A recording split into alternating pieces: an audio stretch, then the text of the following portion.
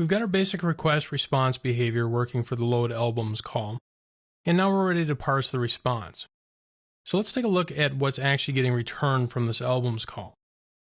When we call the lookup endpoint on the search API, it responds with something like this. This looks fairly similar to what we saw with the artists JSON, but this will return a list of all of our albums. The first item in this array of results is actually the artist itself. So this has our artist and its artist ID and some various other attributes about it. Everything after that pertains to the actual albums themselves. The way we can differentiate between these two data structures is the artist will have a wrapper type of artist, whereas albums will have a wrapper type of collection. And then here are all the various properties about an album that we could potentially parse. So we have things like the collection ID, which is what we're calling album ID, collection name, our album name, URLs to retrieve the various album images, price information, track count, copyright, etc. So structure very similar to what we saw in one of the previous lessons.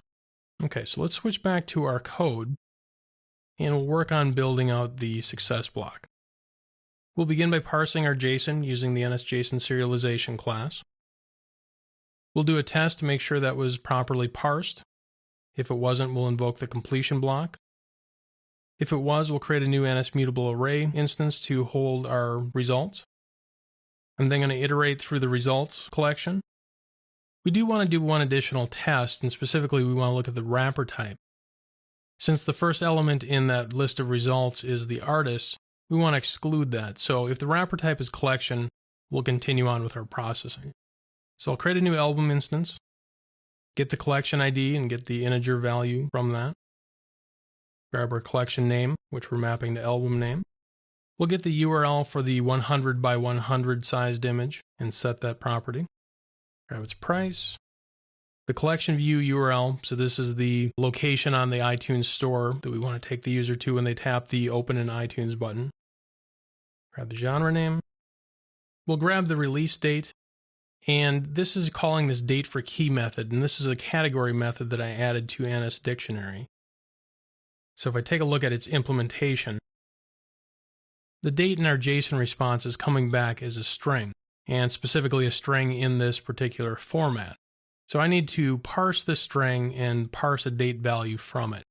So just like we were doing in our album details view controller, I'm going to use this NSDateFormatter class, set its time zone to GMT time, set its date format to this date format that I defined above, and then finally we'll call the dateFromString method, passing in the actual string value. I added this method simply just to make it a little bit easier to parse this data. Lastly, we'll set the artist on this album. We'll add this album to our albums collection. And then finally invoke our completion block, passing in that array of albums. All right, so let's run the app. Tap View List. Select Guns N' Roses. And there's our list of albums. And now that our albums list is populated, I should be able to tap this row and see its album details. Let me tap the Save to List button. Well, I don't seem to have that functionality working, so let's quickly switch over to that and take a look. So right now in the Save to List method, we're simply dismissing that view controller. What we really want to do is call self.album save album. Let's take a quick look at our music list view controller as well.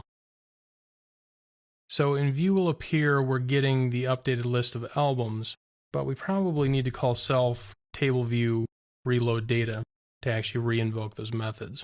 Let's run that again.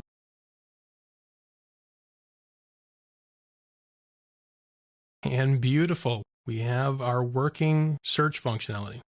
Our search functionality is now complete. A user can search for an artist, load its albums, view the details, and even save it to their list. Very, very cool.